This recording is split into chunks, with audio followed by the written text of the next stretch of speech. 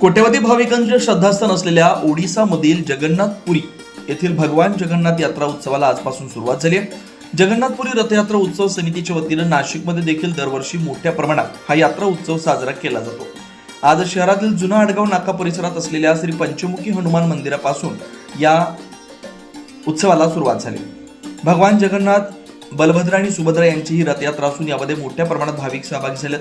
दरवर्षी अशा शुद्ध तृतीयेच्या मुहूर्तावर हा सोहळा पार पडत असतो. या यात्रा उत्सवाच्या परंपरेविषयी अधिक माहिती श्री पंचमुखी दक्षिण हनुमान मंदिराचे महंत डॉक्टर भक्तिचरण दास महाराज यांनी दिली. आज प्रभु राम जी की पुण्यनगरी में आज कलयुग की आराध्य देव जगन्नाथ बलभद्र सुभद्रा की रथ यात्रा प्रतिवर्ष में इस बार भी नासिक में बड़े धूमधाम से हो रहा है. शासन प्रशासन समस्त नागरिक के सहयोगी द्वारा ये नासिक की रथ यात्रा हो रहा है.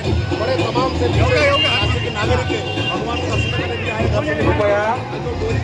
पुढील जे स्वयंसेवक आहे त्यांना सूचना आहे त्यांनी दोन्ही नाणे आणि पुढची गर्दी सारखी करून घ्या.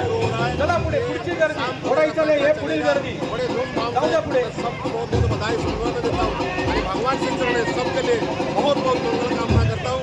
सब सुख रहे, प्रसन्न रहे और नासिक के बड़े भरपूर बारिश हो और नासिक सबळ और सौंदर्य हो, नासिक की रक्षा हो, इसी कामना के साथ महाराज कितने साल से चल रहे हैं? 15 साल. अतिशय सुंदर असं वातावरण आमच्या जगन्नाथ यात्रा निकालना खूपच सुंदर वातावरण. इसका बहुत बड़ा रहस्य है. भगवान की कृपा आशीर्वाद के द्वारा ये हो रहा है. मेरा कुछ नहीं है, भगवान की कृपा आशीर्वाद में हो रहा है. ये जगन्नाथ की कृपा है, मेरा कुछ भी नहीं है. आणि आप लोग सबका चला पुढचे सिग्नल झाला असेल तर. आज मोठ्या उत्साहात ही रथयात्रा निघाली असून हजारोंच्या संख्येनं नाशिककर भाविक रथोत्सवात सहभागी झाले. 9 न्यूज महाराष्ट्रासाठी प्रतिनिधी योगेश महाजन, नाशिक.